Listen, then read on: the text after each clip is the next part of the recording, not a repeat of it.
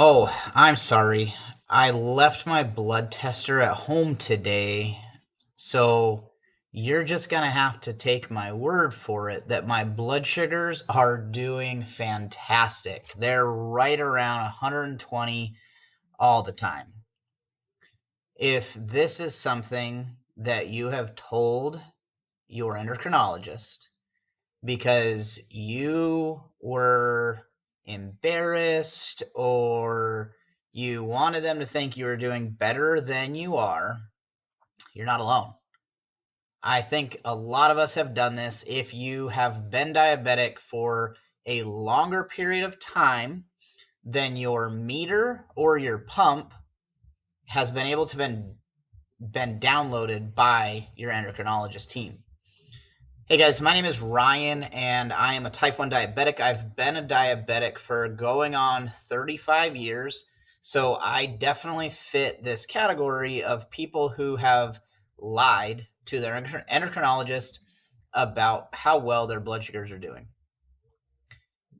Now,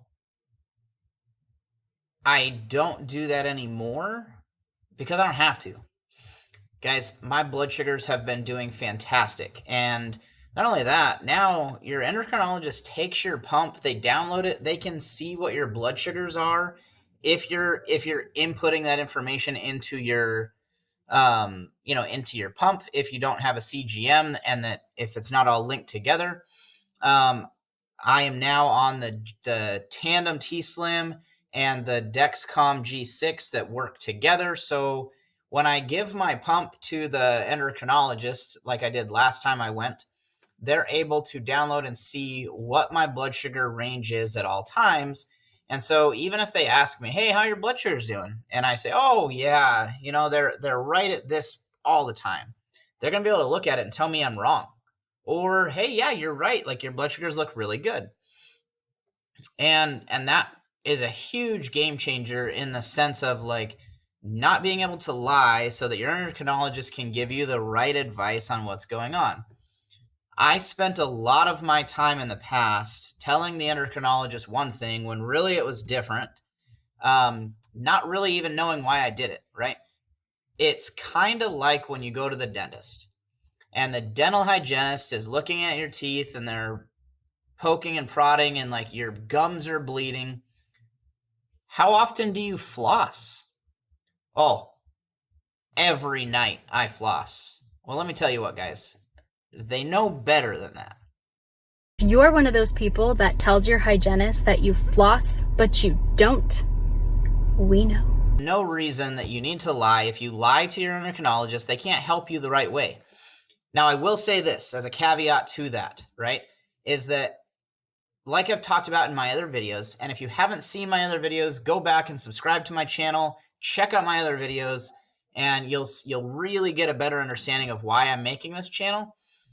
But like I've said in my other videos, my A1Cs have been above 10 for the better part of 10 years, with the exception of just a couple.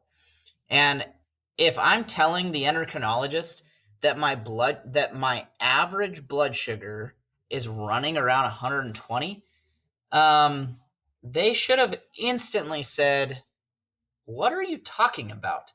That doesn't even make sense. There's no way that your average blood sugar can be 120 when your A1C is above a 10%, right?" So if I look here online and if I go to Google and I type in A1C calculator, and we've done this before, but I'm going to do it again for this specific instance, right? Because I know that I may have not said 120, but I've definitely said that they're within range, right? So again, if my average blood sugar is 120, my A1C should have been a 5.8. Even if I would have told the endocrinologist that my average blood sugar is, let's say, 180, that's a 7.89 A1C. I was nowhere near that for 10 years, guys. So there definitely needed to be some more accountability. There needed to be some more like calling me on my BS. And maybe I would have gotten things under control faster or better. Maybe I lied because I just thought, hey, you know what? Like, I'm not seeing the help coming from the endocrinologist. So why should I tell him the truth? Right? I don't know the reasons. I know that I did it, and I know that I don't ever have to do it again. And even if I did, it's not gonna like, why would I do it when they can see the real numbers? Um, I mean, even when it got to the point of like being able to download my pump, I mean, I almost never put the blood sugars in my pump anyways. So like there was still no real accountability. And guys, I'm past that. We are in a better spot. You guys have seen where my average blood sugars are in some of my other videos. Let's just look right now on my Clarity app. My Clarity is showing me, all right, for the last 2 days, average blood sugar 104 with a standard deviation of 28. 7 days, average blood sugar of 117 with a standard deviation of 40. 30 days. It's loading. Average blood sugar 113 and standard deviation of 38. That was 14 days. 30 days, 111 with a standard deviation of 37. And the Clarity app reads 90 days, but I haven't had it for 90 days. It says 117 with standard deviation of 44. I know that that's not completely accurate because I haven't had it for a full 90 days, but it's close enough. I still have a lot of work to go, right? I still have a lot of work to do because my next goal, like, so I've gotten my blood sugars as an average below 120, right? So now when I go in there, yeah, my average blood sugar is right around 120. That's true. Okay. I want to get my standard deviation lower because right now it shows that my blood sugar is going like from 100 to 140. And it could be doing that. That's my standard deviation. So it's moving 40 points up or down, within each other. So those are still big waves, and I need to get that under control.